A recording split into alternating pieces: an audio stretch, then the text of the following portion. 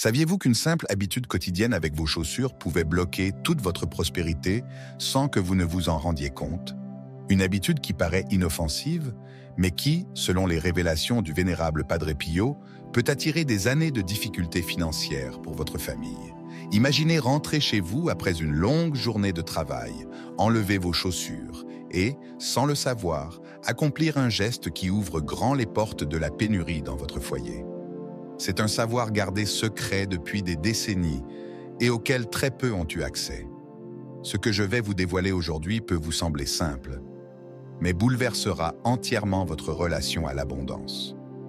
Padre Pio, l'un des saints les plus puissants de l'Église catholique, l'homme qui portait les stigmates du Christ pendant des années et dont le don de clairvoyance fascinait même les plus sceptiques, avertissait ses disciples les plus proches de ce danger tapi dans le quotidien domestique.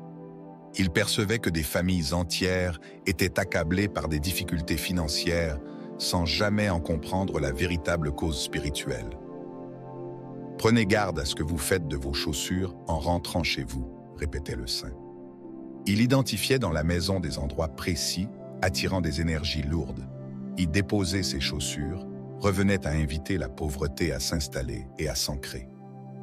Padre Pio remarquait que de nombreuses personnes en proie à des soucis d'argent chroniques reproduisaient ce même geste chez elles sans jamais en saisir l'impact. Le plus frappant, il ne s'agissait pas de superstition, mais d'une observation spirituelle extrêmement fine du flux énergétique de nos intérieurs. Les chaussures, qui absorbent toute l'énergie des rues, des lieux traversés et des personnes croisées, se comportent comme de véritables éponges énergétiques. Les déposer dans certains recoins de la maison fige ces énergies en place, générant un blocage financier qui peut perdurer des années. Une famille italienne, venue consulter Padre Pio en 1962, rapporta qu'après avoir suivi son conseil quant aux zones à proscrire pour y laisser ses souliers, leur situation financière s'était complètement métamorphosée en moins de 3 mois. Le père de famille, voué à la faillite, vit son entreprise non seulement sauvée, mais prospérer au-delà de ses espérances. Vous êtes-vous déjà demandé pourquoi certaines demeures semblent baignées d'une aura de prospérité, tandis que d'autres, malgré un travail acharné, restent dans la précarité? La réponse tient en un détail tout simple, révélé par Padre Pio. Et ce qui est alarmant, c'est que 89% des foyers commettent cette erreur au quotidien sans en prendre conscience. Ils positionnent involontairement leurs chaussures au même point, identifiés par le saint comme des drains de prospérité. Plus cette habitude perdure, plus il devient ardu d'en renverser les conséquences négatives. Dans les minutes qui suivent, je vous révélerai non seulement quels sont ces lieux interdits pour vos chaussures, mais aussi comment purifier énergétiquement votre maison si vous avez entretenu cette erreur pendant des années. L'enseignement de Padre Pio peut représenter la clé manquante pour libérer l'abondance dans votre existence. Restez avec moi jusqu'à la fin. L'endroit le plus dangereux où poser vos souliers vous surprendra, même si vous êtes des plus incrédules. C'est un geste quotidien, dont vous ignorez peut-être l'effet dévastateur sur vos finances.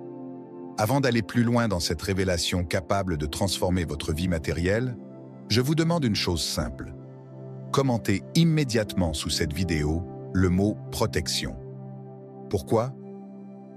Parce qu'en écrivant ce mot, vous manifestez votre volonté de protéger votre foyer et vos ressources contre les énergies néfastes.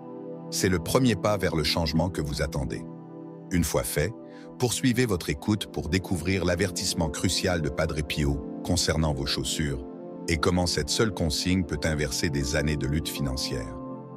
Padre Pio est né en 1887 à Pietrelcina, petite cité italienne. Très tôt, il révéla une connexion hors norme avec le domaine spirituel. Ce que peu connaissent, c'est qu'en plus des miracles et des stigmates qui firent sa renommée, il possédait une sensibilité rare pour discerner comment l'énergie circulait dans les lieux et comment les objets du quotidien pouvaient influer à la fois sur notre bien-être matériel et notre vie intérieure. Alors que beaucoup de religieux focalisaient leur action sur l'âme, Padre Pio savait que le plan divin embrasse aussi notre condition matérielle. Pendant son ministère à San Giovanni Rotondo, Padre Pio recevait chaque jour des centaines de personnes en quête de conseils. Nombre d'entre elles étaient accablées par des soucis financiers chroniques, entreprises s'effondrant sans raison, dette croissante malgré un travail acharné, occasion manquée au dernier instant. Le saint remarqua un même schéma. Ses visiteurs, interrogés sur leurs habitudes domestiques, citèrent souvent sans le vouloir le même lieu où ils laissaient leurs chaussures. Maria Consuelo, veuve italienne endeuillée, avait tout perdu à la mort de son mari. En 1958, Padre Pio lui demanda « Où posez-vous vos chaussures en rentrant chez vous ?» Lorsqu'elle répondit, il ferma les yeux comme pris d'une vive douleur, puis murmura « Voilà la racine de votre misère matérielle. Changez-la dès aujourd'hui et vous verrez la providence divine agir dans votre vie. » Quelques mois plus tard, Maria décrocha un emploi qui non seulement effaça ses dettes, mais lui permit d'élever dignement ses 3 enfants. Mais quelle est l'explication spirituelle de ce phénomène? Selon Padre Pio, nos chaussures ne protègent pas que nos pieds. Elles emprisonnent aussi l'énergie des rues foulées, des visages croisés, des lieux chargés d'émotions traversées durant la journée. Toute cette énergie se loge dans les semelles et la matière même du soulier. Au soir, nous ramenons ainsi des éponges énergétiques dans le sanctuaire de notre foyer.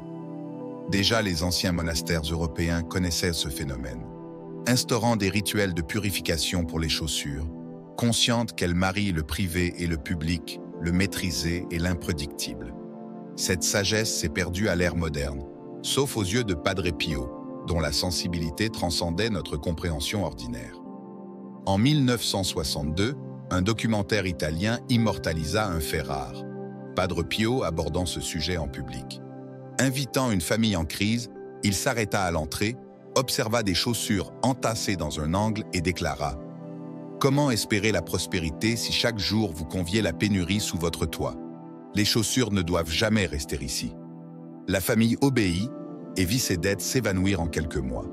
Fait remarquable, cette même observation réapparaît dans des traditions aussi éloignées que le feng shui chinois, qui précise où ne pas poser ses souliers pour ne pas entraver le QI, ou le Vastu Shastra indien, manuel millénaire d'architecture prescrivant des emplacements clés pour préserver vers l'abondance au foyer.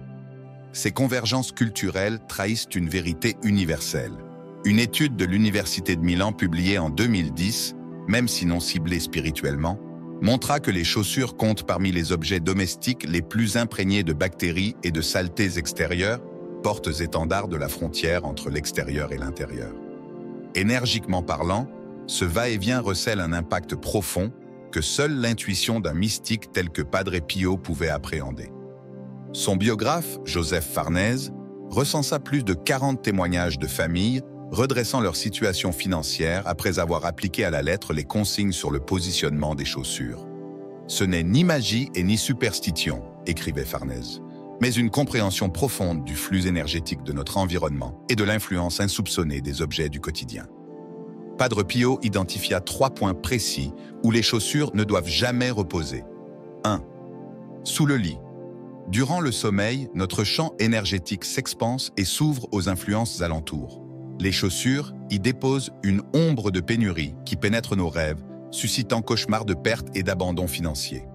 2. Près des plantes d'intérieur. Les plantes captent et redistribuent l'énergie vitale.